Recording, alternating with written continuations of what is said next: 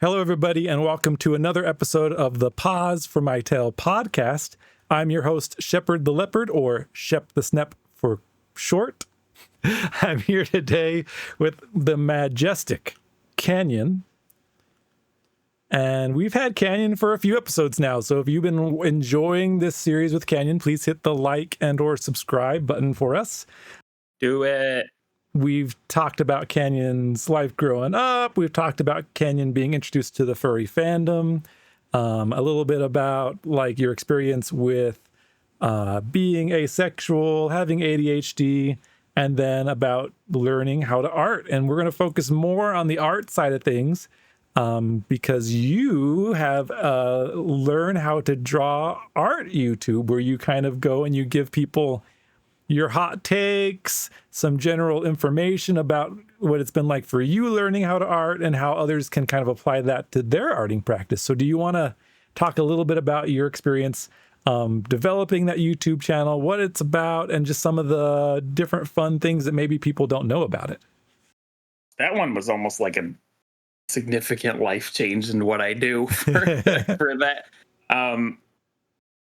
But yeah, so having started to learn to draw, I was in that furry art school community, Discord server, all that, for a good bit, to the point where like I even started like helping out with that kind of server. And like I always would see patterns of people that were wanting to learn to draw, like things that I had also done, where you just don't really know what you're going to do next with the kind of thing that you want to draw. Like you draw something, it's like, okay, it doesn't look that good. How do I make it better? What do I do? And there's also the aspects of like the motivational side of things where you want to draw, but people tell you like, oh yeah, you'll draw some bad things. It's okay. Don't worry about it. It's fine. But some of that advice had always just kind of felt like very just empty and like not productive. And I'm like, well, that doesn't really help you learn to draw. It doesn't really help you like work past the mental blocks of wanting to learn a very complex skill that seems really simple. Because like fundamentally, art is kind of like simple. You're making shapes to make a picture. But like the actual process of doing that from like traditional to digital and elsewhere really is trying to know how to make those shapes flow into one another and figuring out that like, oh, if you actually draw something a little bit differently than how you think it's supposed to be, it turns out to look really cool. It's like, what are all those tricks? What are the ways that you approach art so that you can kind of make these patterns just start to form in your head so that when you're drawing, you automatically do things a certain way so that you're taking this simple idea that you had in your head and you're actually making a picture that looks really nice. And I had started to get to a point where I was more comfortable with my art. This was about a year and a half ago. I remember drawing something where it's like a picture of my character like sitting by the sea looking out at the sunset. And it was something like, it's not perfect and it's not even that like complex of a little digital painting, but it's one where I was just like, this actually looks kind of nice. And I still look at it today and I'm like, this is pretty good. I like it. Can I do better than that now? Yeah, but I don't look at it and go, ooh, that was a bad one. Like there's plenty of bad that I do. And so sort of with that sort of, I guess, confidence, I've started to just kind of try to draw more and more and figure out like, what else can I draw with that? And how can I expand? How can I continue to learn? So like I've sort of been like taking some mini little self-guided art courses on like New Masters Academy or like Progo or whatever. And I was learning a bit more and more. And I'm like, okay, this is cool. I feel like I should be writing this down somewhere. I want to have like a catalog or a wiki of like all the art things to learn that I can put somewhere. And I was like thinking I could make a wiki, but like then I gotta like run the website, like moderate it and put all this content together. And I might still be the only person actually writing the dang things down. And even then, if I give that to someone like in furry art school or otherwise that's learning to draw, they might not want to read it. Like, let's be real, like reading stuff sometimes is fun. Sometimes it's like, no, I just want to learn how to paint. I don't want to read this whole thing about fucking blending modes. And so I'm like, what's a fun way to kind of get a point across with that sort of thing? And this was after having done a couple years of like virality, being on VR a good bit. And at least at the time, I had just gotten a new headset that I'm still using right now. It's a Quest Pro, and it has built-in face and eye tracking. So, whoa, Wow. especially with this avatar, it's very expressive. New avatar that I started using quite recently. Um, and the face tracking just makes things so much more alive when you're using it. That's like, wow, you could actually like act out things with it. It's like this thing that just sort of clicks where you're like, this is a viable thing to like do like videos or whatever. And like, so I was like thinking about that. And then on one random night, I was like sort of thinking about this idea of like making this sort of like art wiki, this art tips kind of resource. And it was like 11 o'clock at night. Um, and I had just gotten back from, I don't know, maybe drinks with friends or something, a little tipsy. But I wanted to come back and just draw. But I wanted to draw in the dark. It felt right to turn all the lights off and light a candle. I don't know, it's Tipsy Canyon thoughts. Um, and I wanted to do that. And so I started to draw. And then, like, I got, I don't know, 30, 40 minutes into just kind of doodling, sketching, just kind of having a good time. I had some music on. And it was dark, but like the candle was enough light into the room. My eyes had adjusted that I could like see enough. And I was like, just kind of thinking about those ideas for like art resources at the same time. Cause I'm like drawing, I'm like, oh yeah, this, I'm kind of using that one thing I was thinking about. This was another. And then I thought about VR and how I had just gotten a headset that does like cool face tracking stuff. And I'm like, I could do a little video series of this. That'd be kind of fun. Um, and so I started to kind of put that together. I did like some goofy little test recordings where I was like, if I'm going to do this, I kind of want it to look nice because it can be nice. It's sort of like that idea of where I want to be able to explore how things work, but almost like from the other end of it, where it's like there's all this stuff that I kind of know how it works. Can I push all of it to the limit? And that's what I wanted to do. So I'm like, okay, I can do this. I can do maybe the video editing on my iPad or something. I don't need anything super fancy. I'm just going to record it. I'm going to have a script I'm going to write and make a video. And so I made 4 of those. And I thought to myself, if I'm going to put this on something like YouTube, I want to have a few things for people to poke through. So it's not just like one video that says, hey guys, I'm going to make a video series and come back later. Because like a lot of people are going to forget to come back later. That's fine. That's how we work.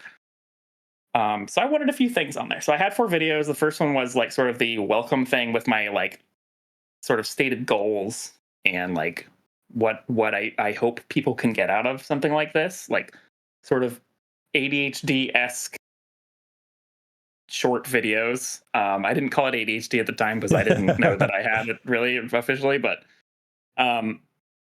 just people with short attention spans kind of thing.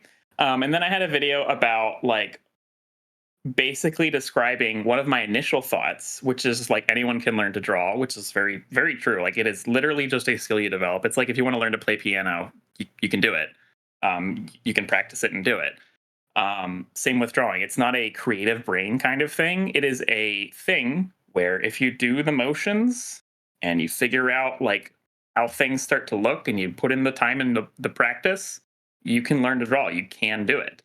And it's frustrating for a lot of people because like, well, we'll get into that because I have more videos that I made about this one. So like the next video that I made, I might be getting these a little out of order, but I think the next video I made was resources for learning to draw.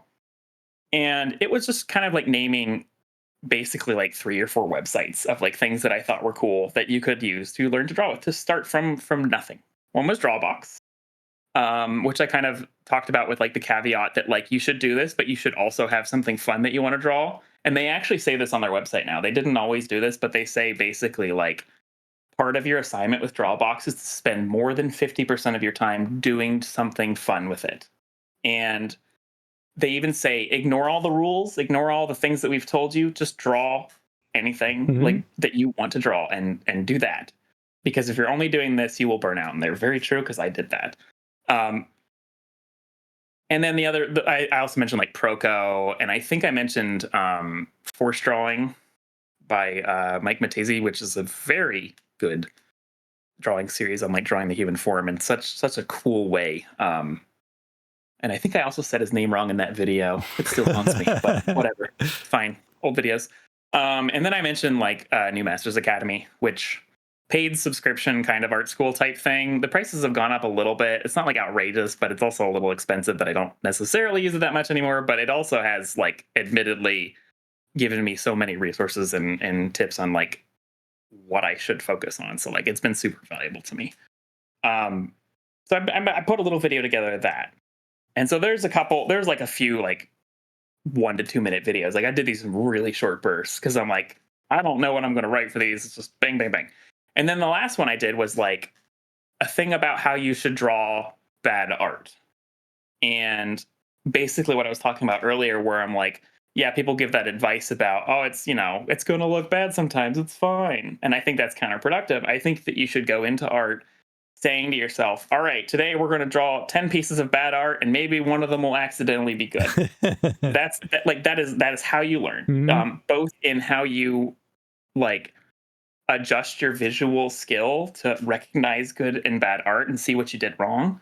And also just the practice of getting the arm motions down, of studying something and messing it up a little bit and going, oh, this part's different. Let's do it this way.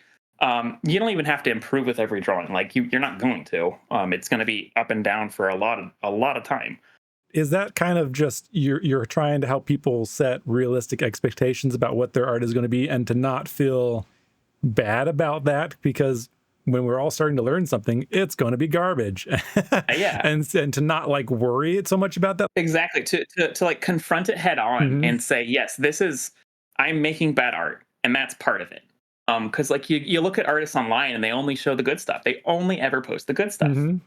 Well, not only. In rare occasions, you'll get people that'll share their bad sketchbooks, and it's like, that's really cool of you to do that. That's just generally social media in our internet age as it is, right? We always are self-presenting the best of us, and very seldomly do you see like the bad arts or the not so good doodles or the messy bad hair days or stuff like that. Like, exactly. And like if you're learning to draw, that kind of stuff like makes you feel like an imposter because you're just like, well, I can't do that. They've only been drawing for like 1 year, usually a lie. And people that have said they just started drawing and they put out really good looking stuff are either using fucking AI generators or they're tracing, or they've actually been drawing like 10 years and just didn't count it. Like, please. There's no one that's been able to just do that out of the gate. It doesn't happen like that. So yeah, that was like one of the big focal points of that. It was like, yes, the bad art thing. This is the thing that I feel is like the big thing that no one's saying enough about, but I want to write a little video about it. And I did, and I made another little like 2-minute video. That to this day is still my most popular video by like an order of magnitude. That's how I got a lot of initial subscribers on that channel, was that one of those initial videos. And it wasn't until like 2 weeks after launching it that it just randomly starts picking up on YouTube and people are commenting on it. I remember I was at PAX last year, the gaming convention, and like as we're going through the con, I'm just trying to like swipe away notifications of like comments and stuff because it's just coming so fast. I'm like, holy shit.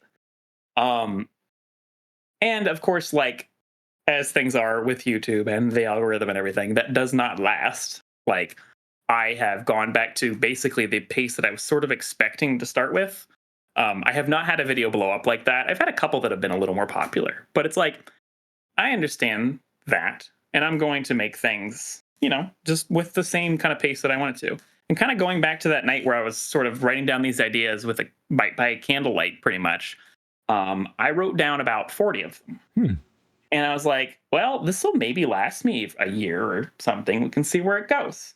I mean, at this point, I have at least like 60 or 70 undone videos on my pile now. And that's not counting the 50 4 that I have made already. A Wow. little more if we're counting shorts and like extras that I've done for other promotional things like Ferality and whatnot. So this pile, is it just a scattering of ideas in their rawest form, or have you gone in and been more like detailed on some of them? Like, do you just have Um, videos ready to go? You just need to actually go and film them, or? I have a few videos where the scripts are written, but I'm waiting for the right time to do it. And by right time, I mean like I need to explain other subjects before I get to them. Mhm. And like I don't realize that until fairly late in the writing process, and I'm like, wait, no, I shouldn't be doing this one yet.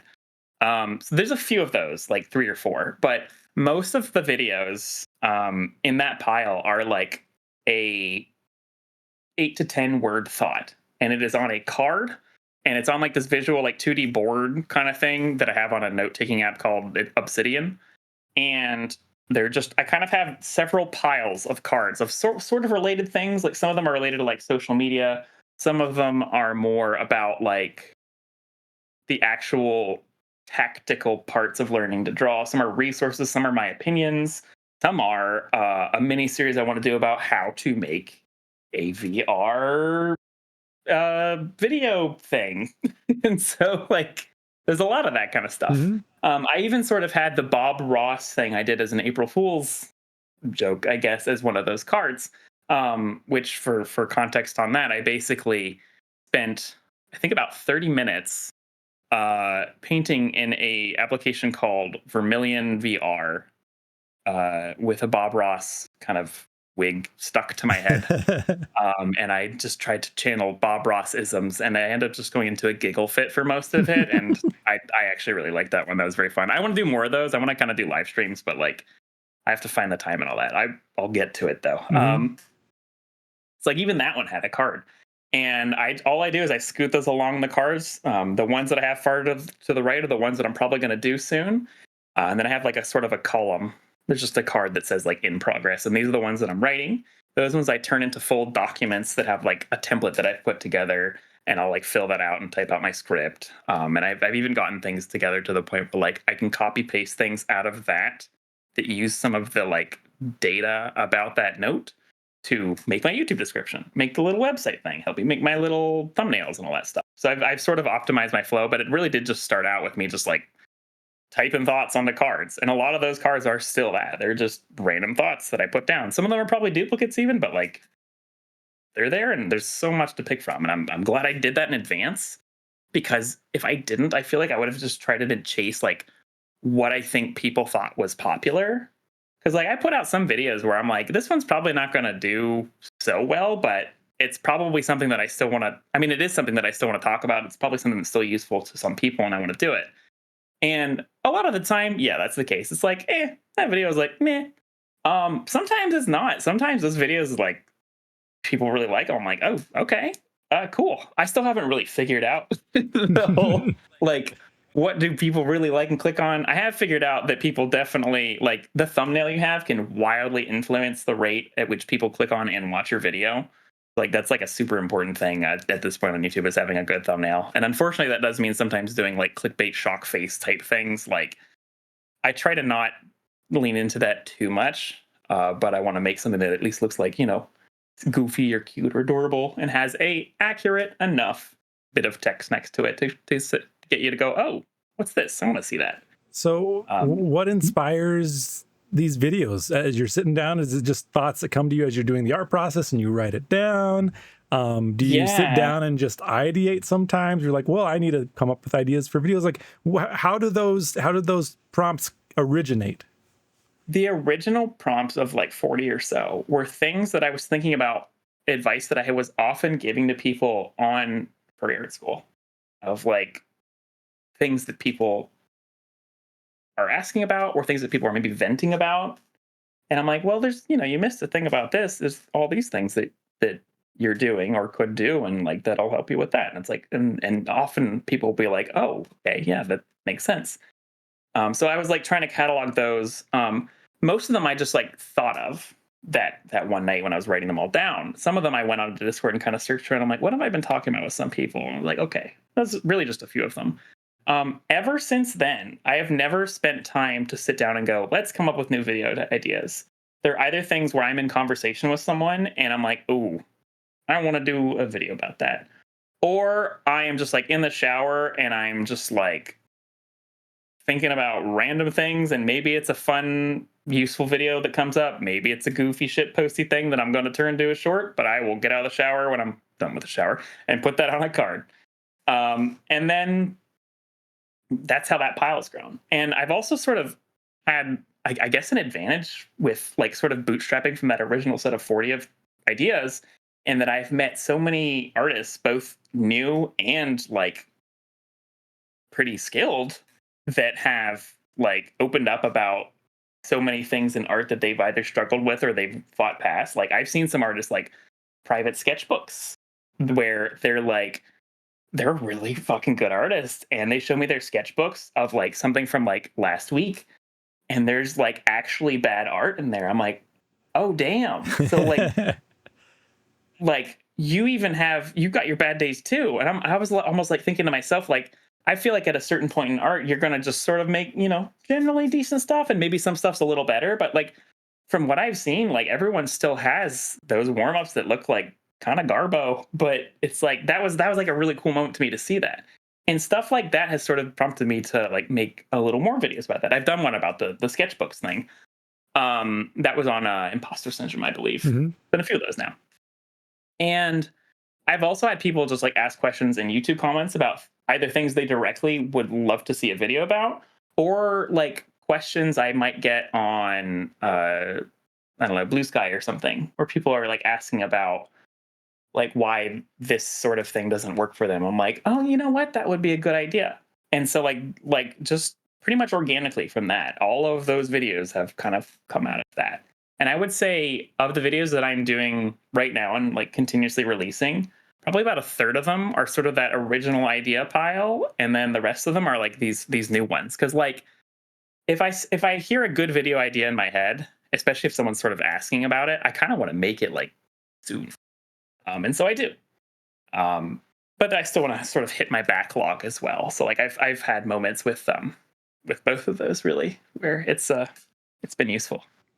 So when it comes to art, I mean, you're giving a lot of advice, you're helping people out. When it comes to your own art, if you could self-critique or self-give yourself advice, where are you at currently? Like, what is it that you feel like you need the most Canyon advice for? I want to study colors a lot more. I want to. I feel like I do full saturation on most of my art because I like bold colors, and like I still make it and I like it. But like at the same time, I want to experiment with like using softer tones and like sort of more painterly pastel looking things and try that out. I want to get better at anatomy because that's hard. That's just the continuous thing to improve there. Um, I want to improve on kind of picking fun poses for things or things involving multiple characters even. And like there's some good reference packs of like just sort of stock images, but images that are actually meant for artists to reference from to like come up with a pose or something. And there's a lot of those with some really creative poses. Like I don't know how the person that took this picture or that is in this picture doesn't have a broken leg after whatever they did. But it's like so cool. It's like, oh, that's neat. And like I'll still take those poses and like maybe I'll like warm up with some of them. And then one of those warm up drawings, I'll be like, oh, I really like that. It almost looks like they're skiing or something. And maybe I'll tweak it a little bit so it's not like exactly like the original pose, and like I'll have them be a little more expressive and like doing a jump. And I made a picture of my character Grout jumping down the mountain skiing, and I ended up liking that one a lot too. So like just kind of finding like things to be more expressive about it, and then just in general just doing more art, because that's how you get better in general. Like when you're working on art and improving on it, you don't notice the improvement most of the time. Sometimes you make a thing that you really like, it's like, oh shit, I did good with that one. But most of the time it's like, this one is good, the one before was good. But then you look back 6 months and it's like, oh, I've actually done a good bit better than then. So like having that sort of time skip of progress helps a lot. But like if you're beginning, you don't have that to compare to. So everything just kind of feels bad. But you are getting better very quickly, especially like as an adult. If you're an adult, like in your like 20s, 30s, 40s, and onward, learning, you tend to learn faster than people in their teens or like even early 20s, just because like you sort of have a lot of experience of like everything else in life. And like learning itself is almost a skill. And so you kind of have a little bit more of that down, and you can actually kind of catch up a lot more quickly, I've sort of found out, which is another cool thing. I want to make a video about that. Actually, I should write that There down we go. on the pile. I'll do that later. You've talked about like frustration in art and knowing that you can realistically expect to be drawing nothing but bad art when you start. But how do you, if you're a beginning artist, how do you kind of push past some of that? Like, I know like there's that frustration is I just want to be able to draw the thing I want to draw now. I want it to look good now. Like, how do you push through to put in the time to get to where you can do that? And still have that motivation. I know that these are some of the topics that you talk about, but it's also applicable to really any kind of life skill that we're trying to develop, right? So what do you recommend for new artists that are dealing with that kind of frustration of, they want to be good now? That's a good chunk of the videos, right? Is trying to find other reasons to do art other than wanting to make the cool thing now.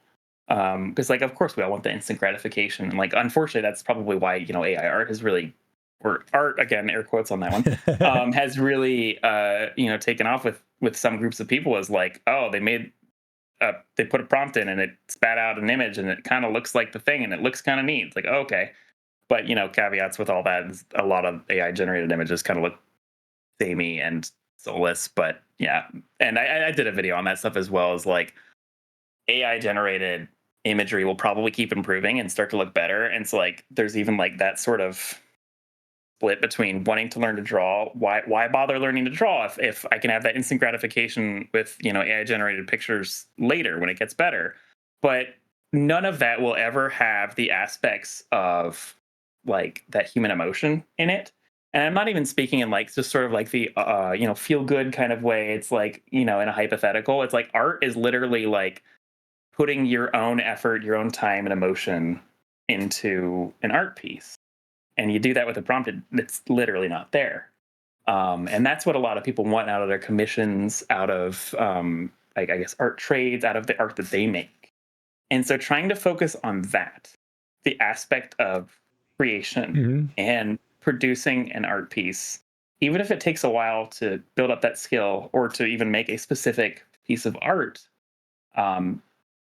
just that fact of you did this, you made this, is really cool. I remember this was actually before I even got into like the furry art school side of things. I remember trying to draw a picture of a fox that I saw online that just had the goofiest looking face. It looked like really grumpy. And it wasn't like a painting of a fox or anything. It was a picture, a photo. And I wanted to draw it. And I had like just gotten an iPad because I kind of was thinking about doing this a little more. And I drew that on my iPad by like referencing it. I knew at that point like tracing it wasn't really going to help me learn anything. So I was like, okay, I'll just try this referencing. And I actually got something that looked kind of neat. And I'm like, fuck, that's cool. And I always think back on that as like one of my earlier drawings of a moment where I'm like, oh shit, I could actually do this. And so it's kind of finding those moments where you've jumped forward just a little bit, where you found that thing where you're like, oh, I did that thing. Holy shit. And focusing on those can help a lot with the whole, I want to make a good picture now. And the other thing is finding communities of other artists who are also starting out, because then you're surrounding yourself with other people who are also, frankly, going to be making bad art, because that's part of the assignment.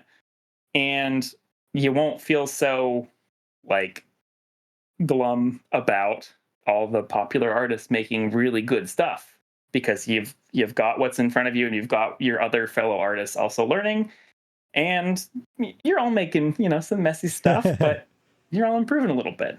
And that's another good way. It kind of sounds like you want people to focus less on the technical aspect of it and more on the expression, the connection between other people that your art can give. That aspect is more important for the beginning artist than the more technical aspirations, is kind of what I'm hearing. I think the technical parts are important too, like in equal measures, but people think about the motivational parts a lot more. Because like you can tell yourself, yes, I have to do this and this and this as an art assignment. Maybe it's actually from an art course or something. And maybe that's going to help me. But as you're doing it, you're going to be like, oh, this looks like trash. I don't want to do it. And that's all you're thinking about. You have the assignment, you have the thing that you want to do, and that's the thing that helps you improve. But the thing that people focus on is that sort of demotivational side of it. It's like, oh, I'm never going to get to this point. Like I've had those thoughts before too. Like when I was starting out, I was like, fuck, do I really want to do this? But I wanted to push through and try it, and I'm very glad I did. But yeah, that really led to me wanting to do the video series kind of thing and make stuff that helped other people kind of come to those realizations. And like I can kind of tell, like when a particular video gets kind of popular, it's like you find a lot of people that had that kind of thought and then kind of came to the realization that it's like, oh, it's not like that. And I almost feel like guilty in a way for making a lot of videos that don't like cite references or sources. Because I feel like I should be providing like professional resources for art and whatnot. But for one thing, they almost don't exist, at least not in a free area that you can access them. Like you're going to find it with like a private art tutor maybe. And so I kind of just want to make this more freely available. And the other is like you can explain a lot of things about motivation by sort of working through the logic of how we think. And if you help people come to that conclusion of like, yes, like for example, you're making bad art, but everyone does that, but that's not necessarily, a helpful thing, but here's another way to approach it. And maybe, your art's going to take a nosedive here and maybe it's going to come back up, and just trying to help people kind of follow that trail of thoughts to hit the conclusion and showing them that that is where they'll get if they do those things. Seems to help a lot of people like really put that together. Yeah. And that's what's been super fun is like, even with the videos that don't do so well, I'll still get comments on them with people that are like, oh my gosh, I really like this. I'm like, oh, thank you. It's almost like your videos in a way are your own drawings, right? Some are good in your opinion, some maybe not, but the fact that you're doing them and continually improving them, and they're exceptional. If anybody hasn't gone to look at them, like please go check out some of Kanjon's videos on YouTube. They are amazing. Even the video production has been like an art on its own, right? Like I still want to do my drawing. That is my core thing that I want to do is I want to learn to draw. Like I still want to do that. The videos they're not like a method to get there or something. They're a thing I also like to do. So I want to put those together. Because I think it's also really cool. Like if I can learn to draw, if I can help someone else learn to draw and they start to make cool paintings, in a way, I'm kind of like, oh, I kind of help them do that. That's neat. And yeah, it's been super cool. But like the videos, if you look at my first like 4 videos, all of them run at like 20 FPS because I didn't notice a bug in the production software I was using. It took my 60 FPS videos and was chopping off most of the frames, and so they're really choppy looking. And I'm just like, God damn it! But you can't re-upload a video on YouTube. I mean, I can, but reset the view numbers. And actually, they have policies against reuse content, so nope. But like, I have the source footage for all those videos, especially the bad art one. It ironically looks bad, which is perhaps a fun thing about it. And like I could just run that I could export it from the old production software I was using into DaVinci Resolve, re-render it, and it's going to look a bajillion times better. And then I could even apply some of the skills I've learned, like color grading, tuning the sound, like adding compression and all that, changing how the motion works to just like actually work there. And it would make such a nicer looking video. But like people clearly liked the original video, and so there's not really a point in me redoing that. What I have sort of done is sort of like bring up some of these topics again in other contexts. Like I've talked about bad art in several videos, and because I kind of want to do like repeat some of these concepts, because a lot of people aren't going to go through my back catalog of 54 videos and watch them all in order. There are some people that do, like that's really cool, but I don't expect folks to do that. So I kind of have to bring things back up again, which hey means that I'm there's less pressure to keep producing new ideas and all that. But I don't want to just keep saying the same thing over and over. But I also acknowledge that it's kind of useful to sometimes do that a little bit. So I kind of like mix them into some of my newer videos when I talk about new concepts. Oh, cool. but yeah, on the technical side of things, like I continue to discover new ways to edit my videos, to record them, um, to even develop a character voice, which is not something that I thought I would have been doing ever. Like voice acting is one of those things where it's like you think about idly, it's like that would be a cool life if I ever did that sort of thing, but that ain't gonna happen. I remember I went to a voice acting panel at PAX with like the voices of like GLaDOS and a whole bunch of other folks there. I was just like, "Wow, that's so cool!" They're like, "Yeah, we're gonna do like voice training things. You can check out this school if you ever want to be evaluated for it." I was like, "Oh, that'd be neat, but that ain't me." But So give us an example. Like, what is the Kanjon voice? Like, what what does he yeah, I must have sound to like? warm up. Oh, my throat's like dead from doing 4 hours of this too. So let's see, let's see. So, well, give me a. I gotta say something, right? Like, I can't just do a Tell voice. the audience that they should draw and draw bad. Um, hey there, audience. You should go draw and make some bad art and draw bad because Shep told you so. And also, I'm telling you so. And go watch my videos on YouTube because you'll learn more about art. Now, usually I write the scripts in advance, so it's not so pausy, but But you're right. No, you get like a little higher in your vocal tone, a little more nasally. it's higher pitch. Yeah. I like my normie friends IRL who like again some of them are kind of furry a little bit but like most not. I'm still very good friends with them like they're the best. But like they watch my videos, they know about like my account and everything. And some of them like tell me they're like, yeah, it's like it's hard to recognize you in those videos sometimes because it's a different voice. And I'm like, it doesn't feel like that different to me.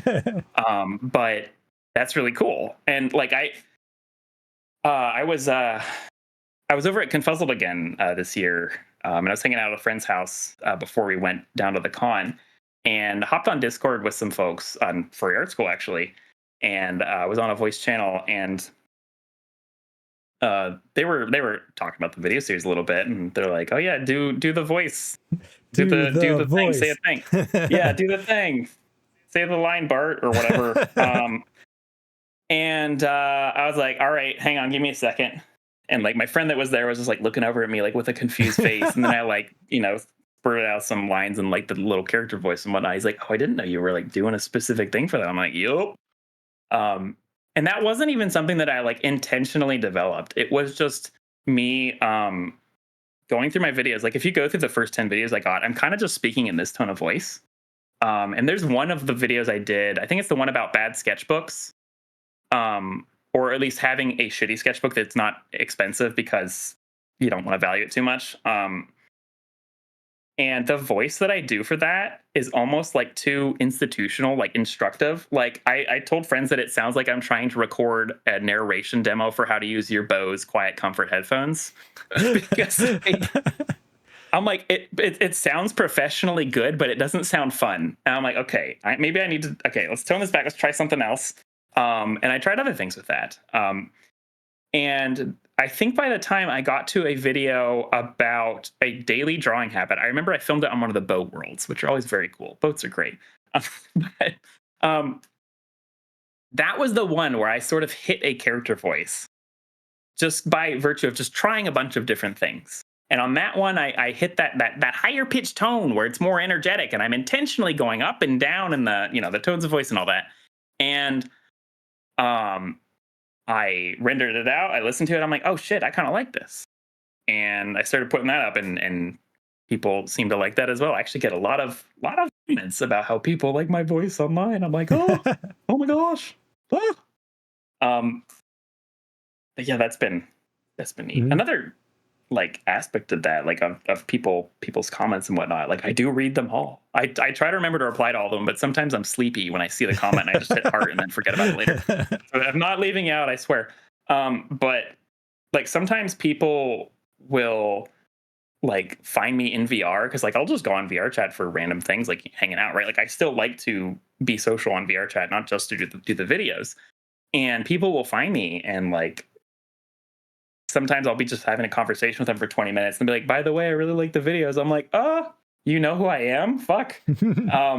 That's been such a strange thing because like I'm not a celebrity by any means. Like, I'm somewhat known in a niche online fandom for most of the population about talking animal people. Um, and like, there's actually like some artists that don't draw furries that have been like following my stuff as well. And it's like, that's kind of cool. But like in VR, having people like mention that, I'm just like it throws me off guard, even though I almost expect it Mhm. at this point when I meet a random person. Like they say it, I'm just like, oh shit. I've had people like at like conventions and like IRL outside of VR where they are doing the same kind of thing. Like they'll walk up to me, be like, "Oh, you look so familiar," and I'll like get one of the stickers I have with like my sort of channel icon on it and give it to them. I'm like, is it this thing? Like, holy shit! I was like, yes. So it's weird because like I don't really want to be idolized. Like I don't want to be separate from people. I want to help people learn to draw and motivate them. I don't want to be like put on a pedestal. And like that does happen because like there is that weird dynamic of YouTube where people like, because I'm being very friendly and speaking to the viewer, I it tends to put off like this sort of connection, right? And especially if we're like talking in comments or whatever, it can look like something that's a little closer, and like that does sort of develop for some folks into a way where it's like I guess like idolizing, which to me is strange. And like I'll be polite and nice about that kind of thing, but like I try to not feed that because I want I just want to help people. I don't want to be like big famous guy. Mhm. But unfortunately, with the metric side of YouTube, if you want to keep doing that, you kind of do got to grow with that sort of thing. Mhm. Which, like, I'm not going to say, hey, it's a terrible thing, because like I managed to hit YouTube partner earlier in the year, and like start getting ads revenue. It's not that much. Like, it's nowhere near being able to make this a full time thing. It's barely paying for the music licensing of like $15 a month or whatever.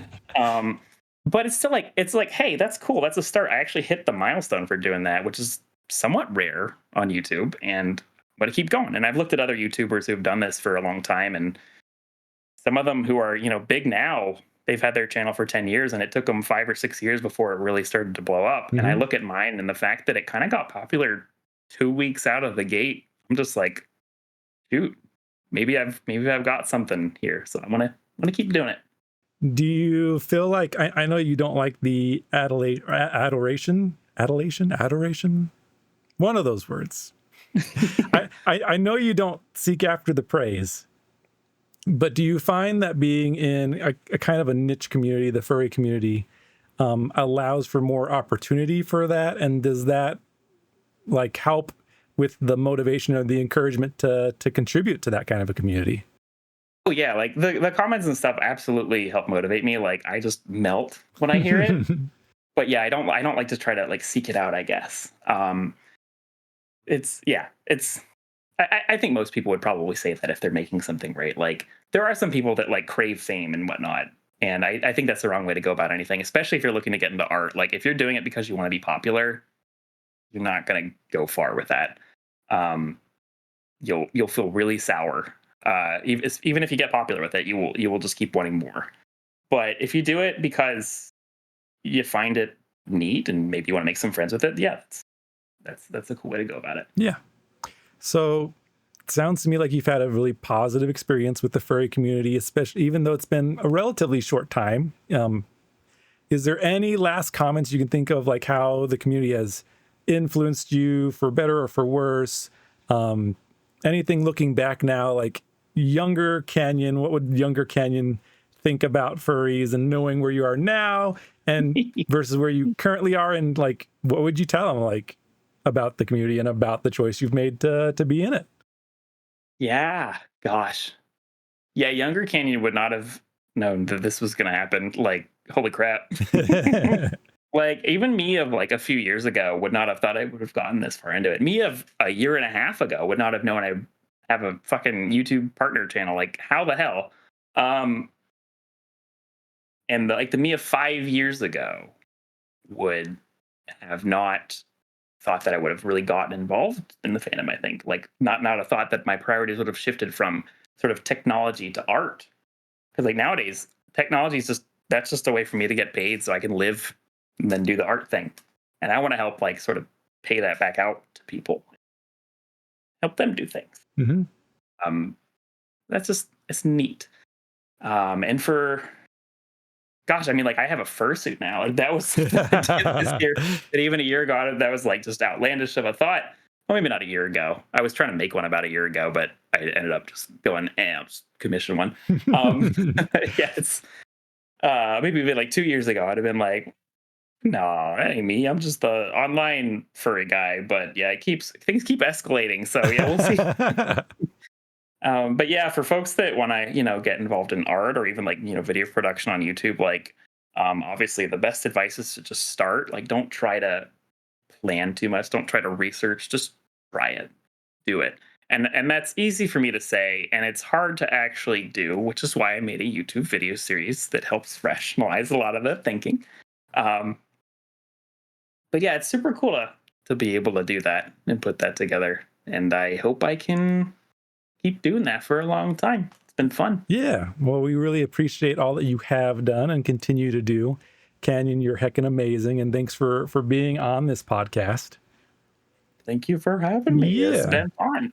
Any last things you want to plug? I mean, we've got your YouTube channel. We'll put a link in the comments. Is there anything else that... Yeah. I got a shop. You can buy merch. I guess we didn't really talk about that one. Merch that you have handmade. Well, I mean, you hand designed it. Not handmade. No, it's print on demand. It's a good print on demand supplier, though. Don't let people tell you that POD sucks. So one of my jobs that I've had, has kind of helped me figure out how a lot of retail things work. And so I've been able to, at least cost effectively for me, set up a shop where if it doesn't make sales, that's okay. If it does make sales, hey, it's a little bit in my little business bucket. I actually have a business registered for all of this stuff because it just helps me separate things for both the taxes, the legal side, if that were ever to be an issue. And also it's just, I don't know, having a business is something that I've always kind of idly thought about as a cool thing to do. And so I finally did that this year. I registered all the papers for that and all that.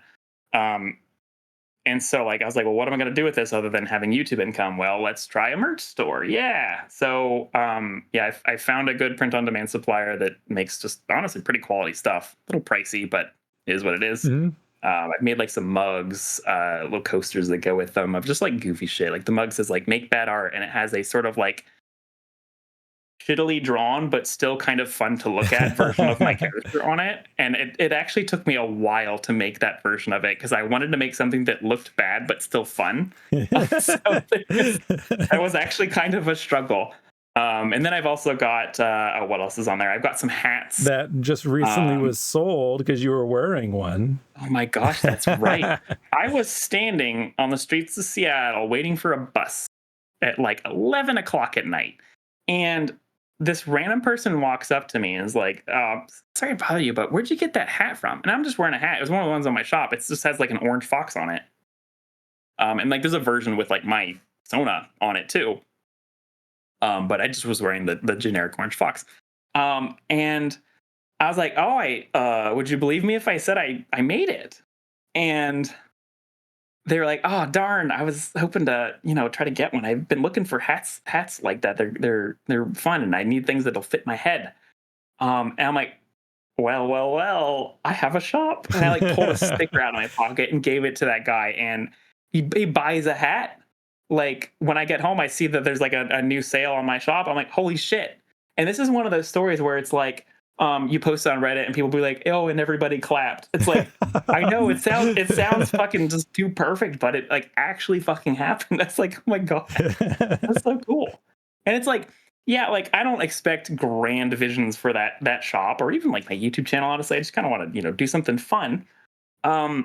And just little moments like that are things that really make it worth it. Cause it's oh, that's so cool. Mm-hmm.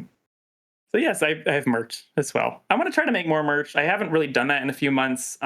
Just been busy with lots of work and vacation type stuff going on. But making merch is actually really fun. Because it's art on its own, and I'd love to make goofy little T-shirts and magnets and other silly things. I think I can even do fanny packs with this supplier. Ooh. So I can build too. Yeah, that'd do be a little really art cool. bag that you can have your supplies in. Yeah. Well, with that, we'll go ahead and conclude this series with Kanjon. Kanjon, would you like to do the honors in the Kanjon voice of closing out the podcast? What are we closing out with? Like and subscribe? Yeah, whatever. Okay. I don't even know how I'm ending them yet. No. Hey there, you. Thanks for listening. Be sure to like and subscribe, or he'll probably bite you. I won't bite you, but you never know. So do the thing. Leave a comment. Tell your friends. Thanks, How's everybody. That? I would bite.